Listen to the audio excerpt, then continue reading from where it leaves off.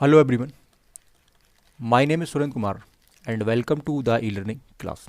ई learning class के इस YouTube channel में आपका स्वागत है।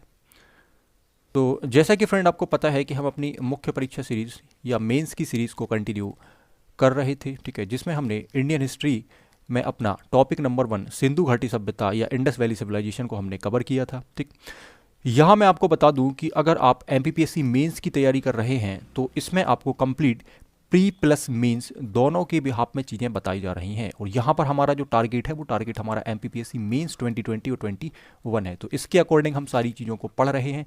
लेकिन अगर आप मेंस को पढ़ते हैं तो प्री आपका खुद ब खुद हिस्ट्री वाला जो पोर्शन है वो सारा का सारा कवर हो जाता है। बस आपको फैक्ट्स को यहाँ पर प्री के लिए पढ़ना होता है और मेंस के लिए हम क्या कर रहे हैं, डिस्क्रिप्टिव क्वेश्चंस को पढ़ रहे हैं। तो डिस्क्रिप्टिव क्वेश्चंस में भी कुछ फैक्ट आपके या कुछ चीज़ें आती हैं जो प्री एग्जाम्स में क्वेश्चंस बन रहे होते हैं। तो अगर आप कंप्लीट तैयारी करना चाहते हैं तो आप प्री प्लस मेंस ही पढ़ें, जिससे आपकी कंप्लीट तैयारी हो रही हो। ठीक, आगे हम कुछ इंपॉर्टेंट बातें यहाँ पर कर लेते हैं। अगर इस लेक्चर को आप फर्स्ट टाइम देख रहे हो तो मैं आपको एक सजेशन ये देना चाहता हूँ कि आप इसके प्रीवियस लेक्चर जरूर देखें। इसके प्रीवियस जो भी लेक्चर्स हैं आगे मैं उनको डिस्कस कराऊंगा कि भाई हमने क्या क्या यहाँ पर पढ़ा हुआ है अभी तक। तो उन सब लेक्चर्स को आप जरूर देखें जो इसी चैनल पर आपको अवेलेबल हो रहे होंगे। सबसे पहले कुछ इंपॉर्टेंट यहाँ पर नोट है या इंपॉर्टेंट जानकारी है। तो एक प्रॉब्लम या कुछ क्वेरीज मेरे पास आई थी, कुछ क्वेश्चंस आए थे कि सर जो बुक्स हैं या जो क्लास मटेरियल है, ठीक है, या जो भी यूट्यूब के ऊपर क्लासेस हो रही हैं तो उनके जो पीडीएफ्स हैं वो हमें कैसे मिलेंगे। ठीक है, तो इसके लिए मैं यहाँ पर 2 मिनट आपको ये चीज़ें बताना चाह रहा हूँ। ठीक है, so how to download books, ठीक है, एंड क्लास नोट्स। तो बुक्स और क्लास नोट्स को आप कैसे डाउनलोड कर सकते हैं, तो देखो इसके लिए मैंने एक सेपरेट वीडियो बनाया हुआ था पहले, अगर आपने वो नहीं देखा तो आप उसको भी देख सकते हैं। देन यहाँ पर मैं एक बार आपको चीज़ें फिर से बता दे रहा हूँ कि भाई अभी तक हमने, अगर हम बात करें मेन सीरीज में, तो मेन सीरीज में जो अपडेटेड आपका कोर्स है, या हम बात करें कि जो अपडेटेड आपका 2020 या 2020 और 21 जो है उसके लिए जो आपके नोट्स या क्लास मटेरियल हैं उनमें आप देखें अगर, तो हिस्ट्री में आपको प्रथम प्रश्न पत्र या फर्स्ट क्वेश्चन पेपर जो आपका है उसमें सिंधु घाटी सभ्यता के कंप्लीट नोट्स आपको मिल जाएंगे। ठीक है, जो मैंने यूट्यूब पे लगभग 8 से 9 लेक्चर्स में कंप्लीट किया हुआ है। ठीक है, 8 से 9 लेक्चर में कंप्लीट किया हुआ है। तो सिंधु घाटी सभ्यता के आप सारे लेक्चर देखें, ठीक है, और ये पीडीएफ नोट से आप क्या कर सकते हैं, चीज़ों को पढ़ सकते हैं। ठीक, इसमें आपको अपडेटेड नोट्स भी मिलेंगे, पर अभी जो क्लास नोट्स मैंने अवेलेबल कराए हैं वो आपको यहाँ पर फ्री ऑफ कॉस्ट मिल रहे होंगे। तो इसके लिए आपको क्या करना है, या तो आप मेरे फेसबुक पेज पर चले जाएं, ठीक है, ठीक, सिंपल यहाँ पर आप देख पा रहे होंगे फेसबुक पेज की लिंक दी हुई है, तो इस लिंक पर आप जा सकते हैं डायरेक्ट। ठीक है, सो फेसबुक पेज पर आपको पोस्ट आप देखेंगे तो उस पोस्ट में आपको 1 या 2 जगह ये वाले नोट्स मिल जाएंगे। तो उस लिंक पर आप जाके क्लिक करेंगे तो आप बड़े आसानी से वहाँ से नोट्स को डाउनलोड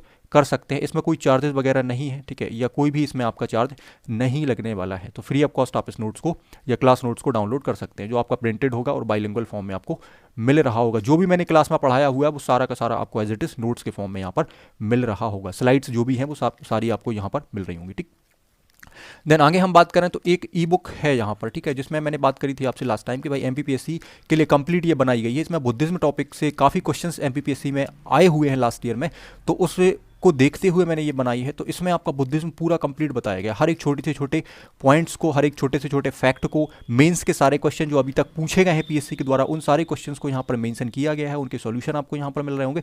तो इसको भी आप फ्री ऑफ कॉस्ट डाउनलोड कर सकते हैं। ये भी आपको फेसबुक पेज पर इसकी लिंक मिल जाएगी, या आप क्या कर सकते हैं, फेसबुक पेज पर मेरा इंस्टा मोजो का लिंक है तो उस लिंक से भी आप इसको डाउनलोड कर सकते हैं। वहाँ भी कोई चार्जेस नहीं है, आप इसको फ्री ऑफ कॉस्ट वहाँ से भी डाउनलोड कर सकते हैं।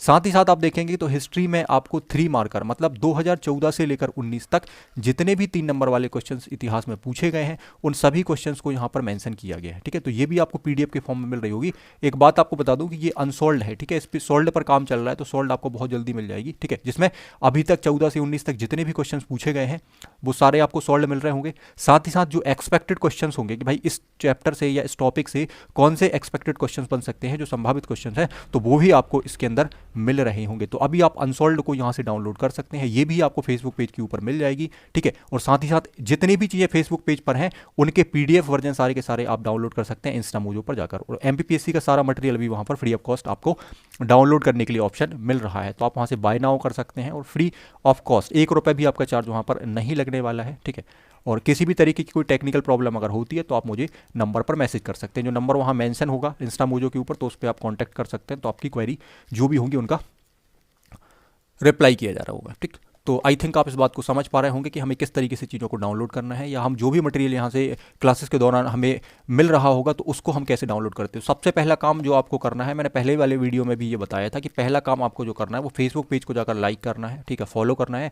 देन फेसबुक के जितने भी पोस्ट होंगे वो सारे आपको शो हो रहे होंगे, तो उस पर जाकर आपको चीज़ों को डाउनलोड करना है। वहाँ से क्लासेस की इन्फॉर्मेशन भी मिलती है, ठीक है।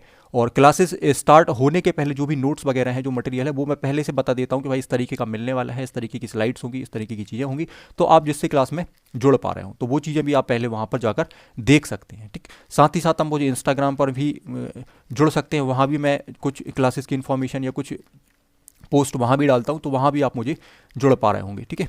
साथ ही साथ टेलीग्राम पर भी चैनल बना हुआ है पीडीएफ नोट्स करके, तो वहाँ भी आपको इन्फॉर्मेशन मिल जाएगी, वहाँ से भी आप नोट्स को डाउनलोड कर पा रहे होंगे। तो नोट्स के लिए आपको परेशान नहीं होना या स्लाइड्स के लिए परेशान नहीं होना, एज इट इज़ आपको सारी स्लाइड्स मिल रही होंगी, आपको केवल लेक्चर्स को ध्यान से सुनना है, ठीक है। उसके बाद जो भी चीज़ें मैं छोटे से छोटे पॉइंट्स को, अब मैंने कोशिश करी है कि स्लाइड के ऊपर उसको मेंशन कर दिया जाए, जिससे क्या हो कि मुझे बताने में भी आसानी होगी, ठीक है, और हम उसको पढ़ाई के दौरान या अपने लेक्चर्स के दौरान उस पॉइंट्स को हम छोड़ेंगे भी नहीं, या गलती से वो पॉइंट छूट भी नहीं रहा होगा, ठीक है, और आपको स्लाइड्स के फॉर्म में मिल भी जाएगा, तो आपको अलग से कुछ लिखना भी नहीं पड़ेगा, आपको केवल लेक्चर को समझना है, ठीक है। आंसर राइटिंग की प्रैक्टिस आपको करनी है, ठीक है। तो लगभग हम इन चीज़ों पर डिस्कशन कर चुकी थी, ठीक। तो आगे बात करी जाए सबसे पहले कि भाई इस लेक्चर में या इस टॉपिक में, हम टॉपिक नंबर 2 पढ़ रहे हैं, टॉपिक नंबर 1 अपना हम कंप्लीट कर चुके हैं। टॉपिक नंबर 1 में हमने देखा था आईबीसी को, ठीक है, या सिंधु घाटी सभ्यता को।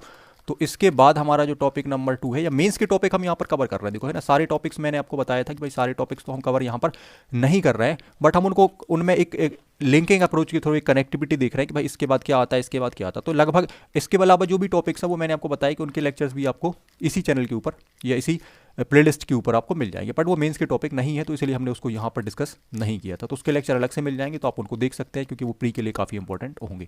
तो सेकंड टॉपिक जो हमारा होगा वो होगा वैदिक एज, ठीक है। तो हम सेकंड टॉपिक जो पढ़ने वाले हैं वो पढ़ने वाले हैं वैदिक एज, या इसी को हम वैदिक सिविलाइजेशन या वैदिक सभ्यता भी कह देते हैं, ठीक।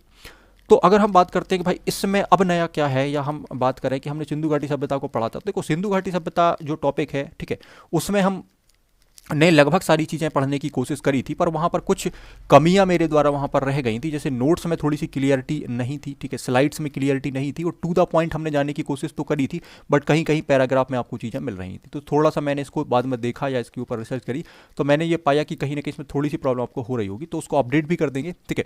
और अब हम जो पढ़ने वाले हैं, तो हमने उसमें कुछ 4-5 बड़े बड़े चेंजेस किए हैं। चेंजेस क्या है कि नोट्स में आपको क्लियरिटी मिल रही होगी, ठीक है। क्लियरिटी का मतलब ये है कि भाई हर एक चीज़ क्लियर बताई गई होगी कि कौन सा क्वेश्चन कब आया था। अब जैसे किसी टॉपिक से 3 नंबर अगर क्वेश्चन बन रहा होगा, तो 3 नंबर क्वेश्चन को बाकायदा आपका यहाँ पर क्लियर तरीके से एक बॉक्स के अंदर मेंशन किया होगा कि भाई ये 3 नंबर क्वेश्चन है, क्या क्वेश्चन है, कैसे हमें लिखना है, तो ये आपका मेंशन होगा, तो ये क्लियरिटी है, ठीक है।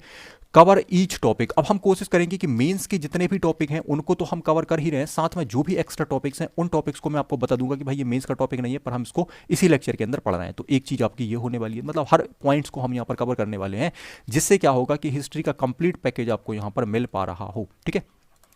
और आगे अगर आप वीडियोस को शेयर करते हैं, ठीक है, ज़्यादा से ज़्यादा लोग वीडियोस देखते हैं, ठीक है, और अगर वीडियो पर डिमांड आती है, तो हम क्या करेंगे, इस कोर्स को आगे कंटिन्यू करेंगे, और इसमें आपको सारी चीज़ें एंशिएंट इंडिया की कंप्लीट करवाने का पूरा प्रयास यहाँ पर मेरे द्वारा किया जा रहा होगा। अभी हमने ये बात करी थी कि भाई मैं आपको यूट्यूब के ऊपर यूनिट नंबर 1 अवेलेबल करा रहा हूँ, या यूनिट नंबर 1 के वीडियो लेक्चर्स आपको रिकॉर्डेड वीडियो लेक्चर में प्रोवाइड यहाँ पर करा रहा हूँ। तो अगर आप इसको बात करना चाहें यहाँ पर, तो मैं आपको यहाँ पे बता ही चुका हूँ कि भाई हम यहाँ पर सेपरेट 3 मार्कर को ले रहे होंगे, ठीक है। मतलब क्या होगा कि जिस टॉपिक से 3 मार्कर, क्योंकि लोगों की एक सबसे बड़ी या स्टूडेंट्स की सबसे बड़ी प्रॉब्लम या कन्फ्यूजन क्या है 3 मार्कर को लेकर, कि कहाँ से बनेगा, कैसे बनेगा, क्या पूछ लिया जाए, क्या ना पूछा जाए, है ना। तो एग्जाम में एक सबसे बड़ी प्रॉब्लम ये बन रही होती है। तो 3 मार्कर को मैंने यहाँ पर सेपरेट कर दिया है, ठीक है, कि जो भी 3 मार्कर होंगे, एक तो मैं आपको क्लास के दौरान बता भी रहूँगा, तो लेक्चर आपको जरूर ध्यान से पूरा देखना है, ठीक है। उसके बाद क्या हो रहा होगा कि मैंने उसको बॉक्स के अंदर अलग से रखा हुआ कि भाई ये 3 मार्कर है, ठीक है, और मैं आपको बता भी दूंगा कि भाई ये 3 मार्कर है, यहाँ से आप चीज़ों को क्लियर कर रहे होंगे, ठीक। आगे हम बात करते हैं, तो टू द पॉइंट नोट्स तो आपको यहाँ पर मिल रहे होंगे। टू द पॉइंट का मतलब ये है कि मैंने पैराग्राफ वाला सिस्टम यहाँ पर खत्म कर दिया है, ठीक है। तो अब आपको क्या होंगे कि पॉइंट्स के फॉर्म में नोट्स मिल रहे होंगे, भले ही क्या हो वहाँ पर पॉइंट्स थोड़े से ज़्यादा हो जाएं, तो आप उनमें से चूज कर सकते हैं कि एग्जाम में आपको कौन कौन सी पॉइंट्स कब किस सिचुएशन में डालना है, कि भाई अगर 5 नंबर का क्वेश्चन आ रहा है तो हम कौन कौन सी पॉइंट्स यहाँ से ले सकते हैं, अगर 11 नंबर का कोई क्वेश्चन आ रहा है तो हम कौन सी पॉइंट मेंशन कर सकते हैं, ठीक है। तो ये चीज़ अब आपको यहाँ पर बेहतर तरीके से मिलने वाली है, ठीक। साथ ही साथ मैं एक बात आपको और यहाँ पर क्लियर बता देता हूँ कि भाई यहाँ पर कॉन्सेप्ट क्लियरिटी होगी। कॉन्सेप्ट क्लियरिटी का मतलब ये है कि भाई अगर कोई भी कॉन्सेप्ट वहाँ पर आ रहा होगा तो कॉन्सेप्ट को बाकायदा वहाँ पर डायग्राम के साथ बताया होगा। जैसे मैं अगर बात करूँ कि भाई क्लियरिटी, कॉन्सेप्ट क्लियरिटी का मतलब ये है कि जैसे मैंने आपसे कहा कि भाई आप वैदिक सभ्यता में या ऋग्वैदिक काल का प्रशासनिक व्यवस्था पढ़ रहे हो, तो प्रशासनिक व्यवस्था में क्या होता है, कितनी इकाइयाँ होती हैं, किस इकाई में राजा होगा, किस इकाई में कोई दूसरा व्यक्ति होगा, राजा के अधिकारी होंगे, तो उनमें क्या है क्लियरिटी बनाने के लिए मैंने डायग्राम्स या क्लिप आर्ट वहाँ पे लगाए हुए हैं। ठीक है, साथ ही साथ छोटे छोटे पॉइंट्स में उनको बताया हुआ है, तो जिससे एक्सप्लेनेशन के दौरान भी प्रॉब्लम ना हो बताने में। ठीक है, और बाद में जब भी आप नोट्स को देख रहे होंगे तो जब क्लिप आर्ट को या डायग्राम्स को आप देखेंगे तो कॉन्सेप्ट आपके दिमाग में सेट हो रहा होगा कि भाई इस प्रशासनिक व्यवस्था में अच्छा ये सिस्टम था, तो आप उसको देखेंगे तो आप बड़े आसानी से एग्जाम के लिए उसको तैयार कर पा रहे होंगे। ठीक है, तो जैसे प्रशासनिक व्यवस्था है, जैसे विवाह के वहाँ पर दो प्रकार दिए गए हैं जिनमें अनुलोम विवाह या प्रतिलोम विवाह है, तो ये क्या होता है, इनमें कन्फ्यूजन होता है कि कैसे होता है क्या होता है, तो आपको बहुत बेहतर तरीके से वहाँ पर चीज़ें अब मिलने वाली है।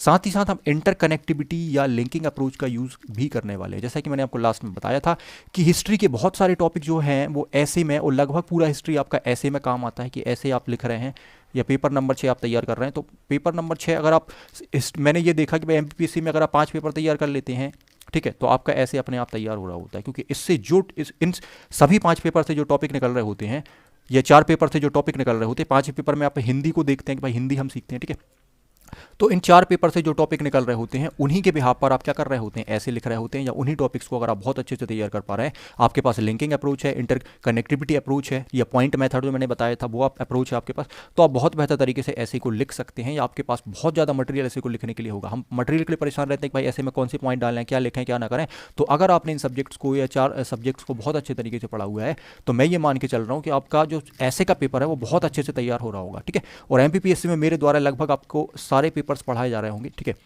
तो अभी हम केवल हिस्ट्री की बात कर रहे हैं, एक टाइम में हम एक चीज़ को बहुत अच्छे से कवर कर रहे हैं, बाकी क्लासेस आपकी चल रही हैं, तो आप उसके लिए मुझे कांटेक्ट कर सकते हैं अगर आपको दूसरे सब्जेक्ट पढ़ने हैं तो। ठीक है, तो अभी हम हिस्ट्री को यहाँ पर बहुत अच्छे से कंप्लीट करने की कोशिश कर रहे हैं। साथ ही साथ मैंने आपसे कहा था कि इथिक्स और हिंदी के भी आपको वीडियोस बहुत जल्दी रिकॉर्डेड वीडियो मिलने वाले हैं, तो वो भी आपको इसी चैनल के ऊपर मिल रहे होंगे, तो चैनल को आप जरूर सब्सक्राइब यहाँ पर कर लें। ठीक है, और बेल आइकॉन को जरूर क्लिक कर लें, जिससे आपको नोटिफिकेशन अपडेट जो है वो टाइम टू टाइम आपको मिलता रहे कि भाई डेली मैं यहाँ पर कोशिश कर रहा हूँ कि हिस्ट्री का एक वीडियो आपको डेली कंटिन्यूस मिलता रहे। तो ये कुछ पॉइंट्स हैं जिनके ऊपर हमने डिस्कशन किया कि भाई इन चीज़ों को हमने यहाँ पर अपडेट किया हुआ है, और नोट्स में आप इन चीज़ों को देख सकते हैं। तो आप लेक्चर पूरा जरूर देखें, और 1 से 2 लेक्चर कंटिन्यू देखें, तो आपको चीज़ों को देखने, जो मैं कह रहा हूँ वो चीज़ें आपको सारी देखने के लिए यहाँ पर मिल रही होंगी। ठीक है, और साथ ही साथ मैं ये भी बता दे रहा हूँ कि भाई अगर आप किसी भी स्टेट पीएससी के एग्जाम की तैयारी कर रहे हैं तो आपको ये वीडियो काफ़ी ज़्यादा हेल्पफुल होगा, क्योंकि हिस्ट्री लगभग जितने भी स्टेट एग्जाम्स हैं या जितने भी इंडिया में हम अगर बात करें कि स्टेट्स हैं, उन स्टेट के जितने भी एग्जाम्स होते हैं, तो मैंने भी सिलेबस देखा हुआ है, सारी चीज़ें देखी, तो हिस्ट्री आपका लगभग सेम होता है भाई, है ना, हर एग्जाम में। ठीक है, चाहे आप यूपीएससी की बात करें, ठीक है, सिविल सर्विसेज की बात करें, चाहे आप स्टेट पीसीएस की बात करें, ठीक है, चाहे आप लोअर डिवीजन एग्जाम्स की बात करें, तो इतिहास जो है या भारत का इतिहास है वो लगभग सभी जगह सेम होता है, चेंज नहीं होता है कि भाई मध्य प्रदेश में आप पढ़ रहे हो तो भारत का इतिहास बदल जाएगा, ठीक है, राजस्थान में आप पढ़ रहे हो तो बदल जाएगा, तो ऐसा नहीं होगा। चाहे आप छत्तीसगढ़ की तैयारी कर रहे हो, चाहे आप यूपी पीसीएस की तैयारी कर रहे हो, तो आप किसी भी स्टेट की तैयारी कर रहे हो, तो हर स्टेट में लगभग चीज़ें इतिहास में आपकी सेम होती हैं, बस कुछ उस स्टेट का कुछ जो पोर्शन होता है, या जिसको हम जैसे मध्य प्रदेश कह रहे हैं, छत्तीसगढ़ कह रहे हैं, तो उनका कुछ पोर्शन उसमें शामिल कर लिया जाता है, तो वो आप अलग से पढ़ सकते हैं। बाकी हिस्ट्री में आपको यहाँ पर कोई प्रॉब्लम नहीं होगी, कंप्लीट हिस्ट्री आपको यूपीएससी में भी आपको हेल्प मिल रही होगी। साथ ही साथ हम अगर बात करें तो सभी स्टेट एग्जाम्स में भी आपको यहाँ से हेल्प मिल रही होगी, तो काफ़ी अच्छी तरीके से आप चीज़ों को तैयार कर पा रहे होंगे। तो थोड़ा सा हम एक यहाँ पर चीज़ों का बैकग्राउंड जो है उनको समझने की कोशिश करते हैं, जिससे हम आगे की चीज़ों को यहाँ पर कनेक्ट कर पा रहे होंगे। ठीक, तो जैसा कि मैंने आपको बताया कि भाई इतिहास को अगर आप पढ़ते हैं तो इतिहास को पढ़ने के लिए कनेक्टिविटी हमारे पास होनी चाहिए कि भाई हमने पहले क्या पढ़ा, अब क्या पढ़ रहे हैं, आगे क्या पढ़ेंगे, चीज़ों में कनेक्टिविटी है, क्या पहले आया क्या बाद में आया, तो ये कनेक्टिविटी जो है आपकी वो आपकी सही होनी चाहिए। ठीक, तो अगर हम बात करें कि भाई सबसे पहले इतिहास में हम क्या देखते हैं या कहाँ से इतिहास को पढ़ा जाता है, तो सबसे पहले हमने देखा कि इतिहास को 3 कालखंडों में डिवाइड, पढ़ने की सुविधा के हिसाब से, या पढ़ने में हम चीज़ों को समझ पाएँ, या हम उसको जब पढ़ रहे हैं उसके ऊपर हम बात कर रहे हैं तो हम उसको समझने के लिए उसको 3 कालखंडों में विभाजित कर लेते हैं, जिनमें सबसे पहला कालखंड आपका प्रागैतिहासिक काल या प्री हिस्टोरिक टाइम या प्री हिस्टोरिक पीरियड आता है। सेकंड की हम बात करते हैं तो आपका आद्य ऐतिहासिक काल या प्रोटो हिस्टोरिक पीरियड आता है, और तीसरे टाइम पीरियड की अगर हम बात करते हैं तो हिस्टोरिकल पीरियड या ऐतिहासिक टाइम आपका आता है। तो इन 3 को हमने समझा। अब सबसे पहले इतिहास में क्या पढ़ा जाता है, तो आप सबसे पहले इतिहास में प्रागैतिहासिक काल को पढ़ते हैं। प्रागैतिहासिक काल में ही हम सबसे पहले पुरापाषाण काल को पढ़ते हैं, मध्यपाषाण काल को पढ़ते हैं और नवपाषाण काल को पढ़ते हैं। यहां हम ये देखते हैं कि लाखों साल पहले आदि मानव जब धरती पर, आदि मानव का उद्गम हुआ था, या हजारों लाखों साल पहले जब आदि मानव धरती पर आता है तो उसका जीवन क्या था, ठीक है, उसका विकास किस तरीके से हुआ था, ठीक है, वो किस तरीके से अपना जीवन यापन करता था, ठीक है। तो आपने देखा कि आदिमानव यहाँ पर घूमता रहता था, ठीक है, या एक तरीके से घुमक्कड़ जीवन जीता था और भोजन की तलाश में घूमता था, ठीक है, कच्चा भोजन या कच्चा मांस वगैरह ये खाता था, ठीक है, पेड़ों की छाल वगैरह ये वस्त्र के रूप में यूज़ करता था। तो इस तरीके की चीज़ें हमने यहाँ पर देखी, ठीक है। फिर आपने देखा कि भाई मध्य पाषाण काल में यहाँ पर थोड़े से चेंजेज आए, ठीक है।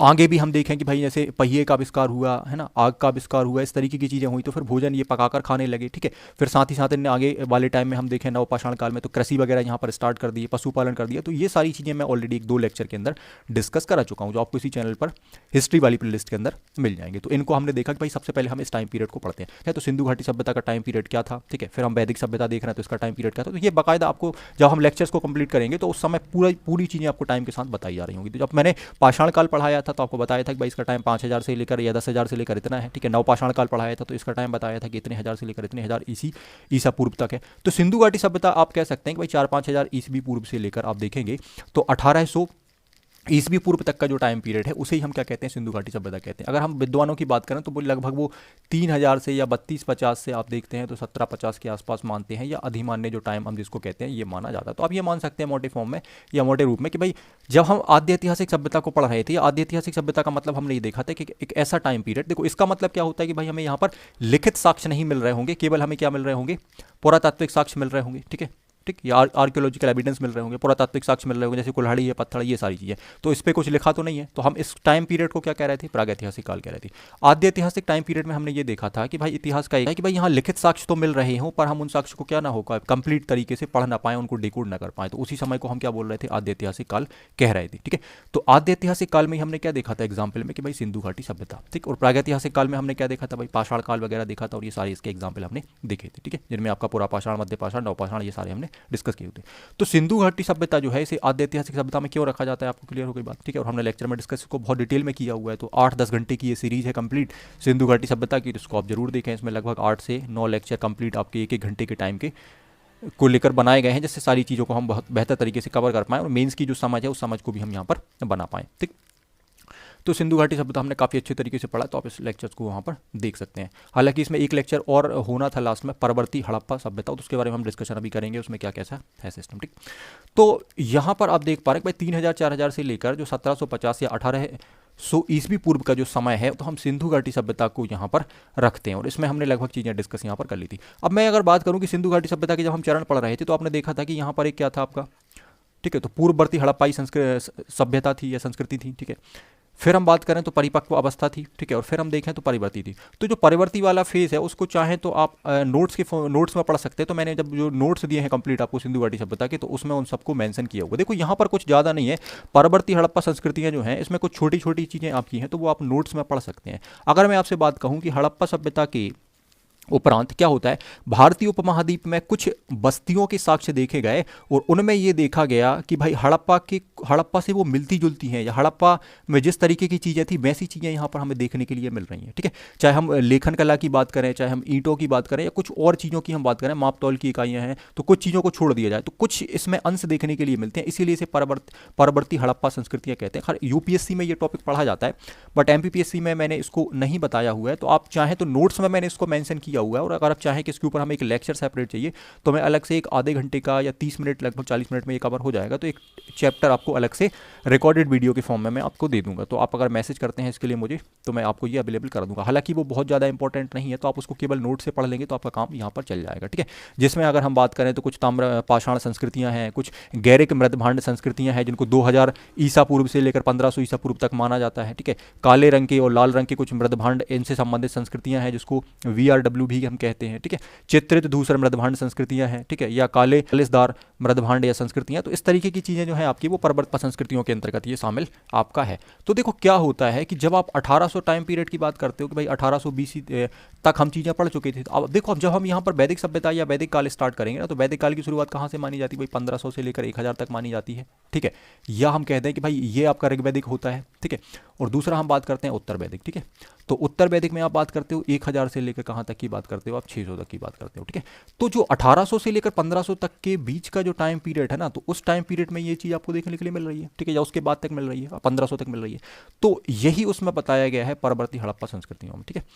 तो अब देखो मैंने यहाँ पर आपको एक चीज़ बताई कि भाई सबसे पहले हमने प्रागैतिहासिक काल पढ़ा, तो एक लिंक आपके दिमाग में मर रही होगी भाई प्रागैतिहासिक काल सबसे पहले आता है, फिर आपका आद्य ऐतिहासिक या सिंधु घाटी सभ्यता आती है, ठीक है। देन इसके बाद हम फिर क्या पढ़ा रहे होंगे, ऐतिहासिक टाइम के अंदर हम जा रहे होंगे। तो उस टाइम पीरियड में या हम बात करें कि भाई जो आद्य ऐतिहासिक सभ्यता है उसके बाद का या सिंधु घाटी सभ्यता के बाद का फेज क्या है, बाद में क्या हुआ था। देखो हुआ तो इसमें है तो बहुत सारी चीज़ें, बट हमें सिलेबस को भी लेकर चलना है। सिलेबस तो हमें याद है कि भाई सिलेबस में हमें क्या पढ़ना है, तो सिलेबस के अकॉर्डिंग हमें चीज़ें करनी है, एक्स्ट्रा चीज़ें भी हम पढ़ के यहाँ पर नहीं पढ़ रहे हैं। तो देखो सिंधु घाटी सभ्यता के बाद हम डायरेक्ट क्या पढ़ रहे होंगे, जस्ट सीधा वैदिक काल या वैदिक सभ्यता हम यहाँ पर पढ़ रहे होंगे, ठीक है। फिर वैदिक सभ्यता को भी दो भागों में डिवाइड करके पढ़ा जाता है, क्योंकि पूरी समय पीरियड को हम वैदिक सभ्यता कहते हैं। फिर वैदिक सभ्यता को दो कालखंडों में डिवाइड करके पढ़ा जाता है। एक तो आपका ऋग्वैदिक होता है, जिस समय ऋग्वेद की रचना हुई है, ठीक है, या जो भी यहाँ पर चीज़ें ऋग्वेद में हमें जानकारी मिलती है उसके आधार पर हम क्या करते हैं, ऋग्वैदिक काल को पढ़ते हैं, ठीक है, ठीक, या इसका फर्स्ट फेज पढ़ते हैं जिसको हम अर्ली वैदिक पीरियड भी कह देते हैं, ठीक।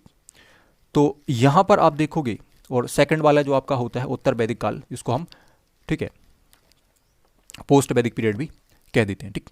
तो इन सब को हम यहाँ पर डिस्कस करने वाले हैं वन बाय वन। तो आई थिंक यहाँ पर आपको चीज़ें क्लियर हो रही होंगी कि एक मैप आपके दिमाग में बन रहा होगा कि इतिहास को हम किस तरीके से पढ़ रहे हैं और हम क्या पढ़ चुके हैं और क्या पढ़ना बाकी है। तो सिंधु घाटी सभ्यता को सबसे पहले आप कंप्लीट करें। यहाँ से बहुत सारी चीज़ें ऐसी हैं जो आपको यहाँ पर अब काम आने वाली हैं वैदिक सभ्यता में, ठीक है, चाहे उसका समाज हो, चाहे चीज़ें हो, ठीक है, चाहे जो भी चीज़ें हो, समाज हो, ठीक है। राजनीति तो हालांकि वहाँ पर हमें देखने के लिए नहीं मिल रही थी, राजनीति हमें यहाँ से देखने के लिए मिल रही है, पॉलिटिकल इंस्टीट्यूशन जो है, संस्थाएं हैं, वो हमें यहाँ से देखने मिलेंगी वैदिक सभ्यता से, ठीक है। तो फिर भी आप अगर इसको पढ़ेंगे पहले तो आपको ये चैप्टर काफ़ी अच्छे से क्लियर हो रहा होगा, इतिहास की एक समझ बन रही होगी। आई थिंक मैं ये कहना चाह रहा हूँ कि आप यहाँ से भी पढ़ सकते हैं, ठीक है। प्रागैतिहासिक काल के वीडियोस आप सबसे पहले देखें, ठीक है, उसके बाद आप फिर सिंधु घाटी सभ्यता को पढ़ें और देन फिर आप ये वाली वीडियो यहाँ पर देख सकते हैं। तो आपको चीज़ें काफ़ी अच्छे से समझ में आ रही होंगी।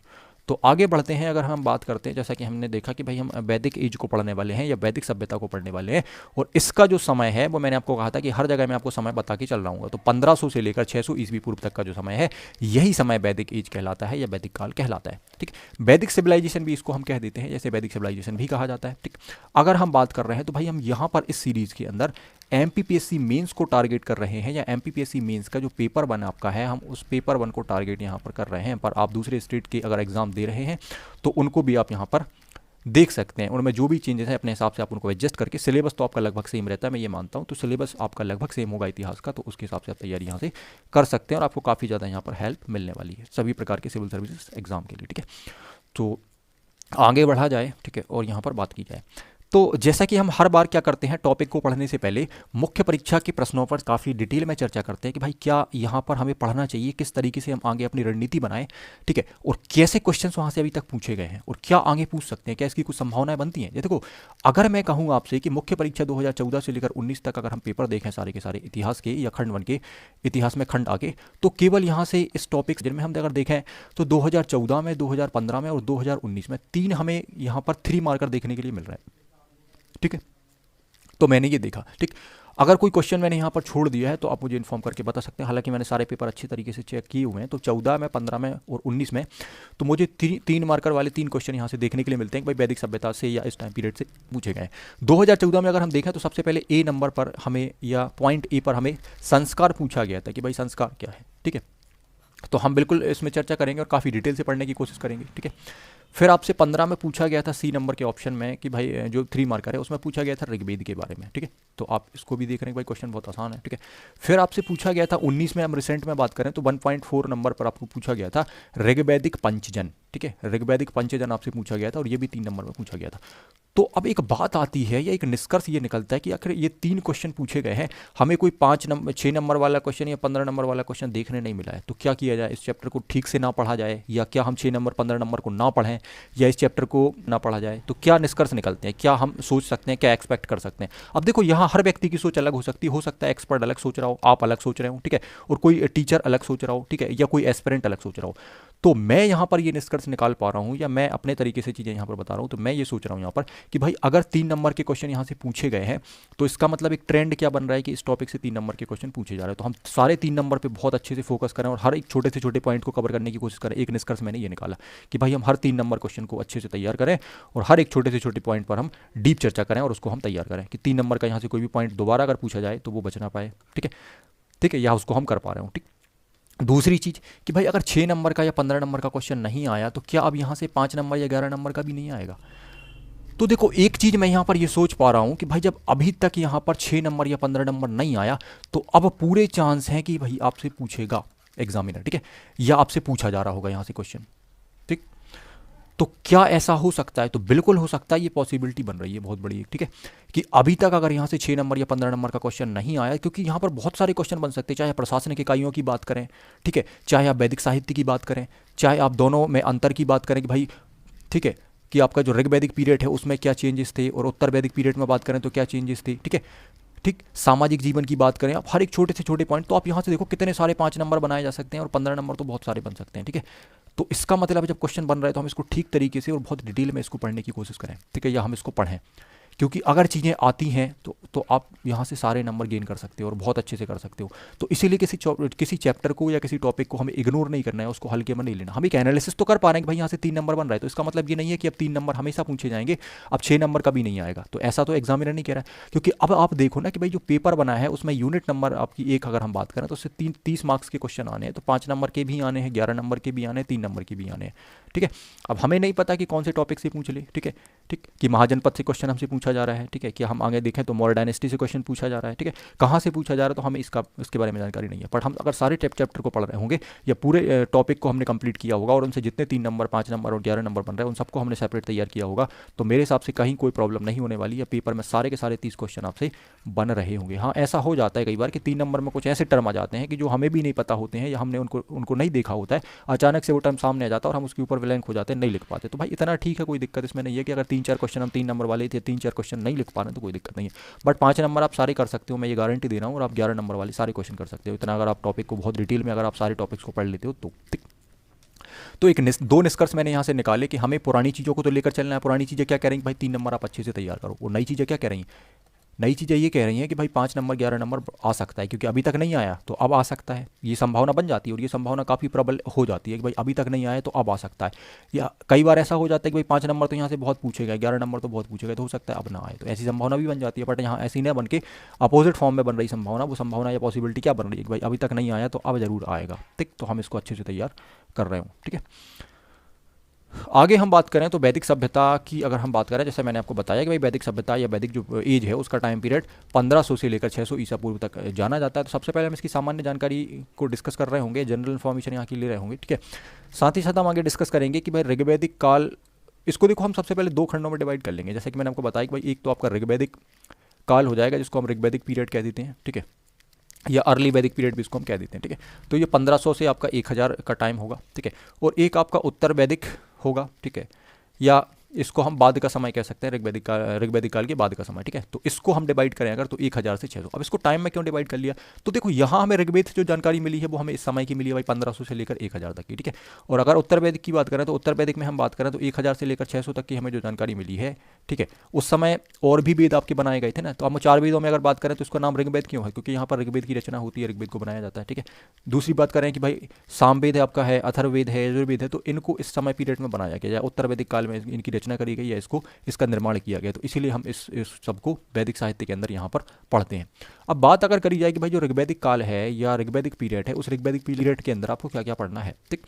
तो सबसे पहले तो हम यहाँ पर भौगोलिक क्षेत्र पढ़ने वाले हैं कि आखिर आर्यों का आगमन किस तरीके से भारत में होता है, ठीक है, ठीक। आर्यों के बारे में कुछ जानकारियाँ हमें लेनी होंगी, आर्य कैसे थे, किस कबीले के थे, है ना, उनका बैकग्राउंड क्या था, ठीक है, कहाँ से ये आते हैं, तो उसके बारे में कुछ मत हैं, कुछ सिद्धांत हैं, कुछ प्रिंसिपल हैं, तो उनको देखने वाले हैं, ठीक। तो सबसे पहले भौगोलिक क्षेत्र की हम बात करेंगे, हम जोग्राफिकल रीजन की बात करेंगे कि भाई अगर ये कहाँ कहाँ फैला हुआ था, है ना, ऋग्वैदिक पीरियड की बात करें या ऋग्वैदिक काल की बात करें तो ये कहाँ कहाँ फैला हुआ था, या इसका क्षेत्र प्रसार अगर हम बात करें कि कहाँ कहाँ इसका प्रसार या किस तरीके से इसका क्षेत्र था, ठीक है, भारत में कितना था, या हम पूरे महाद्वीप में देखें अगर तो कितना था, ठीक है। तो फिर आप आगे देखो कि भाई इसकी राजनीतिक व्यवस्था, क्योंकि ये सबसे इंपॉर्टेंट है। तो ये ऐसे क्वेश्चन 5 नंबर 11 नंबर में बहुत आसानी से बन रहे होंगे, ठीक है। सामाजिक व्यवस्था हम पढ़ने वाले हैं, अर्थव्यवस्था या इनकी आर्थिक जीवन हम पढ़ने वाले हैं, धर्म और दर्शन हम अगर बात करें तो रिलीजन एंड फिलॉसफी हम इनकी पढ़ने वाले हैं, भाई इनका धर्म और दर्शन कैसा था, ठीक। उत्तर वैदिक काल की अगर बात करी जाए या लेटर वैदिक पीरियड की बात करी जाए तो इनमें भी हम क्या करेंगे, भौगोलिक क्षेत्र को पढ़ेंगे, ठीक है, राजनीतिक व्यवस्था पढ़ेंगे, सामाजिक जीवन या सामाजिक व्यवस्था पढ़ेंगे, सोशल लाइफ कैसी थी, सोशल सिस्टम कैसा था, ठीक। अर्थव्यवस्था या इकोनॉमिक लाइफ कैसी थी, आर्थिक जीवन कैसा था, धर्म और दर्शन यहाँ भी हम पढ़ रहे होंगे, और वैदिक साहित्य हम पढ़ रहे होंगे, ठीक। आगे अगर हम बात करें तो सूत्रकाल में अगर हम बात करें इसके आगे वाले पीरियड में या इसी पीरियड में हम तो बात करें हम तो आर्यों के जीवन से जुड़े कुछ महत्वपूर्ण कर्मकांड है जिससे आप देख सकते हैं भाई संस्कार आपको 3 नंबर में भी पूछा गया था तो काफ़ी इंपॉर्टेंट है। 5 नंबर में पूछ सकते हैं कभी चीज़ें, विवाह की सारी पद्धतियाँ आपसे पूछ सकते हैं कि बताओ किस तरीके कितने तरीके के विवाह यहाँ पर प्रचलित थे, तो इनको काफ़ी डिटेल में पढ़ेंगे और यहाँ पर कॉन्सेप्चुअली जो चीज़ें होंगी ना तो उनको डायग्राम से हम समझने की काफ़ी बेहतर तरीके से यहाँ पर कोशिश कर रहे होंगे। आश्रम व्यवस्था क्या होती है, कितने तरह के आश्रम होते हैं, ठीक है, तो इनको समझेंगे। पुरुषार्थ क्या होता है, ठीक है, ये पूछ सकते हैं आपसे, ठीक है। संस्कार क्या होता है, विवाह क्या होता है, तो यहाँ जो सूत्रकाल से जुड़े हुए और भी कर्मकांड और भी चीज़ें यज्ञ वगैरह हैं जो भी चीज़ें हैं तो उनको हम काफ़ी डिटेल से यहाँ पर पढ़ने वाले हैं, ठीक। सामाजिक जीवन, राजनीतिक जीवन, धार्मिक जीवन, तो आपने देखा होगा कि भाई मेंस के ये डायमेंशंस हैं या मेंस ने कहा है कि आप अगर हड़प्पा से लेकर 10वीं शताब्दी तक का भारत पढ़ रहे हैं तो आपको इन चीज़ों के ऊपर काफ़ी बेहतर तरीके से काम करना है या इनको तैयार करना है क्योंकि मेंस में यहीं से सवाल आपके बनने वाले हैं। बट इनको पढ़ने के पहले हमें कनेक्टिविटी बनानी पड़ेगी चीज़ों के बीच में, तो उस कनेक्टिविटी में ही आपके क्या होते हैं, प्री के क्वेश्चन छुपे होते हैं या चीज़ें बन रही होती हैं, तो इसको भी हम डिस्कस करने वाले हैं, ठीक। चलिए आगे हम बात करते हैं। जैसा कि मैंने आपको बताया कि सबसे पहले हम ऋग्वेदिक वाला फेज़ पढ़ने वाले हैं और उस फेज़ के अंदर हम क्या करेंगे 1500 से लेकर 600 वाला जो सिस्टम है या जो 600 BC तक जो है उसको हमने 2 फेज़ में यहाँ पर डिवाइड किया है। तो सबसे पहले हम 1500 से 1000 वाले फेज़ को यहाँ पर डिस्कस कर रहे होंगे। 1500 से 1000 वाला जो टाइम पीरियड है उसको हम सबसे पहले डिस्कस करेंगे, फिर हम 1000 से 600 वाले टाइम पीरियड को डिस्कस कर रहे होंगे। तो सबसे पहले अगर हम बात करें भारत में इस समय तो सिंधु घाटी सभ्यता का लगभग पतन हो गया था। कुछ बस्तियां भारत में थी, है ना, ठीक, जो हमने देखा भाई बात करें कि परवर्ती हड़प्पाकालीन कुछ बस्तियां भारत में थी, उनमें हमने क्या देखा कि सिंधु घाटी सभ्यता के हमें कुछ अवशेष या कुछ साक्ष्य हमें देखने मिल रहे थे, तो ये भारत में उस समय थी, ठीक। अब देखो यहाँ क्या होता है कि जब सिंधु घाटी सभ्यता के पतन के बारे में हम बात कर रहे थे तो हमने ये पढ़ा था कि मॉर्टिमर व्हीलर की हम बात करें या अन्य लोगों की बात करें तो उनने ये कहा था कि कोई विदेशी आक्रमण यहाँ पर होता है और इस सभ्यता का अंत हो जाता है, ठीक है, या कुछ विदेशी लोग यहाँ पर आते हैं जिनमें हम बात करें तो क्या होता है, आर्यों का आगमन होता है, ठीक है, या आर्य आते हैं। तो अब बात आती है कि आर्य भारत में ही क्यों आते हैं और कहाँ से आते हैं, ठीक। तो ऐसा कहा जाता है, इसमें देखो अलग अलग इतिहासकारों का अलग अलग मत है, इसको हम काफ़ी डिटेल में आगे चर्चा करेंगे। यहाँ पर हम छोटा सा बैकग्राउंड देख रहे हैं कि भाई किस तरीके से चीज़ें यहाँ पर स्टार्ट हो रही हैं। तो देखो आर्य क्या थे, हम अगर बात करें तो एक मध्य एशिया में आप अगर बात करोगे ना कि मध्य एशिया में या सेंट्रल एशिया के अंदर, ठीक है, एक जनजाति रहती थी, ठीक है। अगर हम बात करें तो जनजाति का नाम क्या था, यायावर जनजाति, ठीक है, यायावर जनजाति थी और ये एक कबीला था, ठीक है, कबीलाई जनजाति थी, है ना। जैसे आपने देखा भाई एक कबीला है, उस कबीले का एक सरदार है तो एक जनजाति है, तो उसमें बहुत सारे लोग, हम आगे प्रशासनिक व्यवस्था में इसको बहुत डिटेल में पढ़ेंगे, कबीला क्या होता है, जन क्या होता है, जनपद क्या होता है, सब कुछ पढ़ेंगे ना, और फिर कैसे महाजनपद बनता है, तो इसको आगे हम डिस्कस करेंगे। तो मैं अब सिंपल चीज़ आपको बता रहा हूँ कि यायावर जनजाति जो थी एक कबीलाई जनजाति थी, ठीक है। तो ये जो कबीलाई जनजाति थी तो कबीले के लोग क्या करते हैं, इनका घुमक्कड़ जीवन को लेकर क्या करते हैं, अस्थाई इनका जीवन होता है, ये स्थायी निवास करके एक जगह पर नहीं रह रहे हो ठहरते हो, ठीक है, रहते हैं। इनका मुख्य पेशा क्या होता है, तो हमने देखा कि नवपाषाण काल में इन्हें क्या किया था भाई, जो लोग थे या जो व्यक्ति थे तो उनने क्या किया था, पशुपालन स्टार्ट किया था और ये क्या करते थे, उन पशुओं को, ठीक है, लेकर अलग अलग जगह पर अस्थायी तरीके से क्या करते थे, रहते थे। स्थायी निवास इनने नहीं किया या अलग अलग जगह, तो वैसे ही क्या होता है, ठीक, कबीलाई जो लोग होते हैं, ठीक है, तो वैसे ही क्या होता है, जो कबीलाई लोग या जनजातियां होती हैं तो वो एक जगह पर स्थायी निवास नहीं करती हैं, एक जगह पर स्थायी नहीं रहती हैं, वो अलग अलग जगहों पर क्या करते हैं, जाते रहते हैं, ठीक है, और वहाँ पर अपना डेरा डाल लेते हैं, ठीक है, या अपना डेरा वहाँ पर जमाते हैं, कुछ समय वहाँ रहते हैं, फिर दूसरी जगह शिफ्ट हो जाते हैं। तो इसी तरीके के ये लोग थे। तो ऐसा बताया जाता है कि आर्य जो थे वो लगभग 1 लाख की संख्या में यहाँ पर क्या करते हैं, एंट्री करते हैं या आते हैं। जब ये आते हैं, ठीक है, तो जिस जगह ये प्रवेश करते हैं उस जगह को हम क्या कहते हैं, सप्त सिंधु प्रदेश कहते हैं। मतलब सबसे पहले यहाँ पर एंट्री ये करते हैं उस जगह को क्या कहते हैं, सप्त सिंधु प्रदेश कहते हैं। कई बार प्री में एग्जाम में क्वेश्चन आपसे पूछ लेते हैं कि आर्यों ने सबसे पहले कहाँ प्रवेश किया, आर्य भारत में सबसे पहले कहाँ आए, तो आप क्या बताओगे, सप्त सिंधु प्रदेश। सप्त सिंधु प्रदेश का मतलब ये होता है कि 7 नदियाँ यहाँ पर थी, उन्हीं 7 नदियों की भूमि के कारण से सप्त सिंधु प्रदेश कहा जाता है। आगे हम डिस्कस करेंगे वो नदियाँ कौन सी हैं और क्या चीज़ें हैं, सारा कुछ हम यहाँ पर देखने वाले। तो अफगानिस्तान की हम अगर बात करें, अफगानिस्तान और पंजाब, अफगानिस्तान और जो पंजाब वाला क्षेत्र है उसमें ये यहाँ पर सबसे पहले एंट्री करते हैं। और अफगानिस्तान तो हम छोड़ देते हैं क्योंकि भारत में अब ये नहीं है। तो अब अगर आपसे पूछा जाए तो आप क्या बताओगे, पंजाब वाले रीजन में ये आए थे।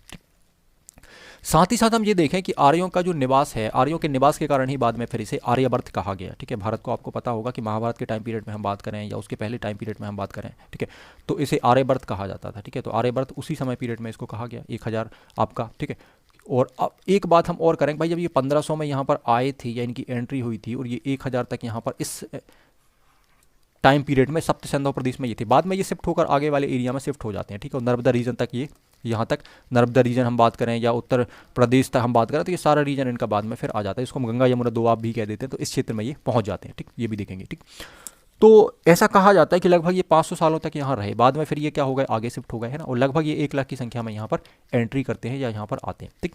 तो इस क्षेत्र में ये क्या करते हैं, यहाँ पर अभी निवास कर रहे हैं। तो यहाँ पर चीज़ें आपको थोड़ा सा समझ में आ रहा होगा, ये क्लियर होगा कि आर्य जो है ये मध्य एशिया से आते हैं, ठीक है। ये एक यायावर जनजाति के कबीलाई लोग थे, ठीक है, जो एक जगह पर निवास नहीं करते थे, है ना। अलग अलग जगहों पर ये घूमते फिरते रहते थे, अलग अलग जगहों पर जाते रहते थे। मुख्य पेशा इनका हम बात करें तो पशुपालन ही था, ठीक है, पशुओं को लेकर ये, ठीक है, अन्य जगहों पर विचरण करते थे या जाते थे। तो इनकी यहाँ पर एंट्री होती है, ठीक है। साथ में हमने ये भी डिस्कस किया था कि एक प्रकार से ये लड़ाकू थे, है ना। तो अगर व्यक्ति, जैसे हम आदि मानव काल में ही बात करें लोगों की, अगर हम बात करें तो उनका मुख्य पेशा यहाँ पर क्या है, तो भाई पशुपालन उनका मुख्य पेशा है, ठीक है। और अस्थायी उनका यहाँ पर क्या है, जीवन है। जीवन स्थायी नहीं है, क्या अस्थायी।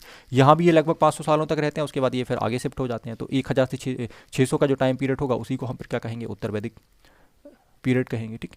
तो यहाँ पर आप इन चीज़ों को समझ पा रहे होंगे। तो ये सामान्य सी जानकारी थी, ठीक है, और ये नोट्स में आपको काफ़ी अच्छे तरीके से ये मेंशन वहाँ पर होगी, ठीक है। चलिए अब आगे हम थोड़ा सा यहाँ पर एक कंपैरिजन कर लेते हैं कि भाई आखिर ऋग्वैदिक काल को अलग क्यों पढ़ रहे हैं या अलग क्यों है, ठीक है, और उत्तर वैदिक काल को अलग क्यों पढ़ रहे हैं, ठीक है। तो इनको हम आगे तो इनमें कंपैरिजन करेंगे, पर यहाँ पर इनका जो सबसे पहला पॉइंट हमारा जो था भौगोलिक स्थिति वाला, तो उस पॉइंट को हम यहाँ पर डिस्कस कर लेते हैं, ठीक है।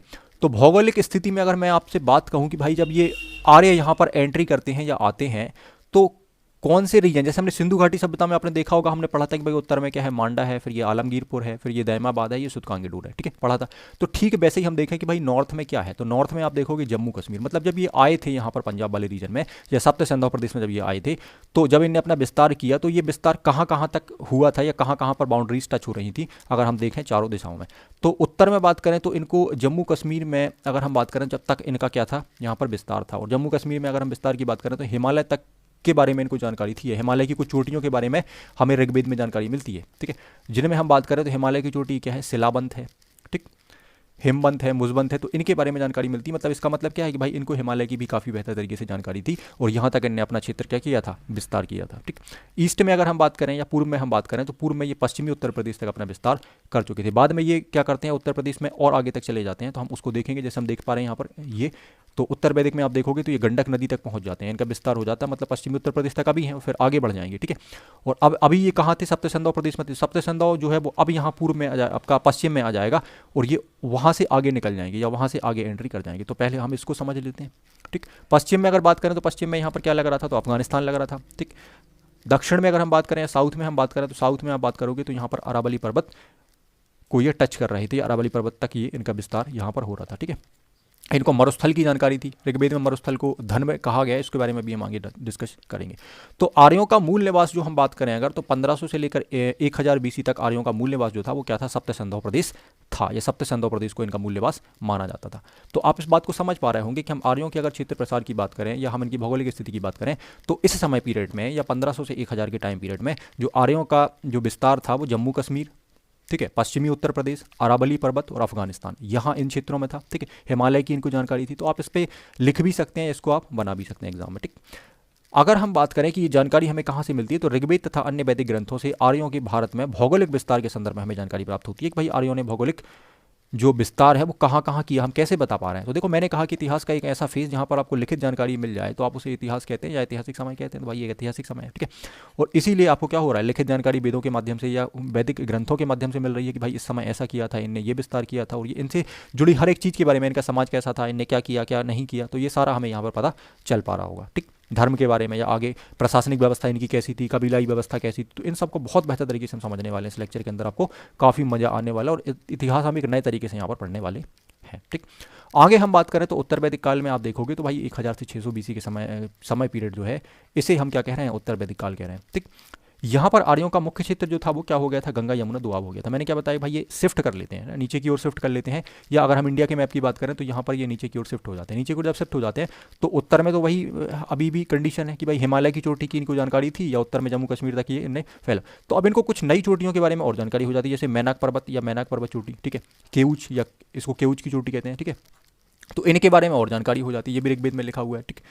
दक्षिण, अगर मैं दक्षिण में बात करूँ, दक्षिण में ये नर्मदा नदी तक पहुंच जाते हैं। मतलब नर्मदा नदी दक्षिणी सीमा इनकी बना रही है, ठीक है। नर्मदा नदी जो है वो दक्षिणी सीमा बना रही है। अभी ये कहाँ तक थी, ठीक। तो आप देखोगे कि अरावली पर्वत राजस्थान वाला जो एरिया है, ठीक है। यहाँ पर क्या आ रहा है, तो अभी अफगानिस्तान आ रहा था, अब ये शिफ्ट होगा तो क्या आ जाएगा, सप्त सिंधु यहाँ आ जाएगा। पहले ये सप्त सिंधु में ही थे, ये सप्त सिंधु की हम बात कर रहे थे पूरी की पूरी, ठीक है। तो सप्त सिंधु से जब ये नीचे की ओर शिफ्ट हो रहे हैं, आप समझ पा रहे होंगे इस बात को, तो सप्त सिंधु से जब ये राइट आप देखोगे तो नीचे की ओर जब ये शिफ्ट हो रहे हैं तो आपने अपना जो क्षेत्र विस्तार है उसको बढ़ा लिया, ठीक है। तो यहाँ ये गंडक नदी तक पहुंच गए, यहाँ पर सप्त सिंधु प्रदेश पूरा लग रहा है सारा का सारा, ठीक है। ये हिमालय की चोटियाँ हैं और इनको नई चोटियों की जानकारी भी हो गई, भाई मैनक पर्वत है, केऊच है, ठीक है। और यहाँ पर नर्मदा नदी लग रही है। तो बहुत क्लियर तरीके से आप इस बात को समझ पा रहे होंगे कि किस तरीके से यहाँ पर व्यवस्था चल रही है, या भौगोलिक जो विस्तार है उसके बारे में आप जान पा रहे होंगे। कभी अगर आपसे इनकेस किसी एग्जाम में या किसी भी स्टेट सर्विस में आपसे क्वेश्चन पूछ लिया जाए कि ऋग्वैदिक काल में और उत्तर वैदिक काल में जो भौगोलिक विस्तार है उसमें उन चीज़ों को क्या करो, एक्सप्लेन करो या उन चीज़ों को समझाओ, तो इस डायग्राम के ऊपर ही आप काफ़ी अच्छे से लिख सकते हो। अब देखो डायग्राम आपको समझ में, अगर देखो डायग्राम मेरा यहाँ बनाने का उद्देश्य क्या है कि चीज़ें आपको समझ में बेहतर तरीके से आ रही हो, कम से कम आप शब्दों में लिखी हुई चीज़ों को अगर डायग्राम से या पिक्चर्स के फॉर्म में या क्लिप आर्ट के फॉर्म में अगर आप चीज़ों को देख लेते हो तो देखने से क्या होता है, वो चीज़ें आपके दिमाग में सेट हो जाती हैं, वो पिक्चर दिमाग में सेट हो गई। अब जब वो पिक्चर आपके दिमाग में सेट हो गई ना, तो उसके ऊपर आप कितने भी चाहें पॉइंट्स लिख सकते हैं, ठीक है। मैं ये मान के चल रहा हूँ आप इसके ऊपर 100 शब्दों में बड़े आराम से लिख सकते हैं, इसके बारे में जो मैंने आपको समझाया है उसी के बारे में आप लिख सकते हैं। अगर और ज़्यादा भी लिख सकते हो, है ना, एक ऐसे फॉर्म कर सकते हो कि भाई ऐसा ऐसा था, ठीक है। तो यहाँ पर सारी चीज़ें आप बता सकते हो, है ना, क्योंकि लिखना ही तो है, इसे शब्दों में पिरोना है हमें कि भाई इनका ये क्षेत्र था, फिर इनको इनकी इस चीज़ की जानकारी थी, फिर ये यहाँ से आए थे, है ना, इस पर कबीले के ये थे, ठीक है, ये जनजाति के लोग थे, पशुपालन करते थे, ठीक है, इस तरीके की चीज़ें अस्थायी रहते थे, इनने अपना क्षेत्र विस्तार पश्चिम में यहाँ तक कर लिया था। डायग्राम बना सकते हैं आप इस तरीके से एग्जाम के अंदर काफ़ी बेहतर तरीके से ना, एक डायग्राम इसी तरीके का सेम डायग्राम आप बना दें, है ना, इस तरीके से कुछ आप यहाँ पर छोटे छोटे क्लिप आर्ट ड्रॉ कर दें, है ना, जिससे देखो बेहतर नहीं करना, मैं एक सिंपल सा बता देना कि भाई इस पर्वत की जानकारी थी, उस पर्वत में आप 3 चोटियों के नाम लिख दें, ठीक है। एक सर्किल सा बना दें यहाँ पर कि भाई ये पूरा का पूरा क्षेत्र जो था ये ऋग्वैदिक काल में था, और आगे हम बात करें तो ये उत्तर वैदिक काल में था। तो इस तरीके से जब आप कर रहे होंगे ना तो आपकी कॉपी काफ़ी बेहतर तरीके से रिप्रेजेंट हो रही होगी और काफ़ी अच्छा रिस्पॉन्स आपको एग्जाम के अंदर मिल रहा होगा, ठीक। तो ये सामान्य सी जानकारी थी जो मेरे द्वारा आपको यहाँ पर दी गई है। तो अगर आपको लेक्चर अच्छा लगा है, ठीक है, तो आप क्या करें, मुझे, ठीक है, कमेंट करके ज़रूर इस बारे में बताएं।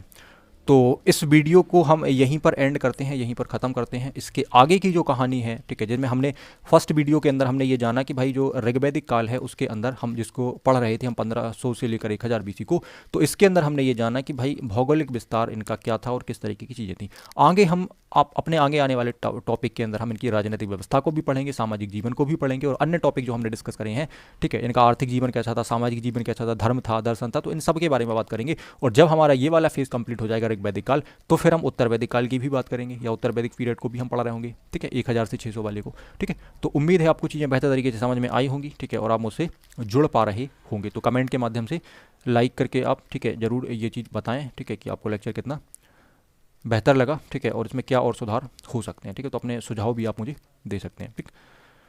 आगे आने वाले लेक्चर के अंदर हम अपने अगले टॉपिक को या टॉपिक नंबर 2 को हम डिस्कस करेंगे, जिसमें हम ये देखेंगे, ठीक है,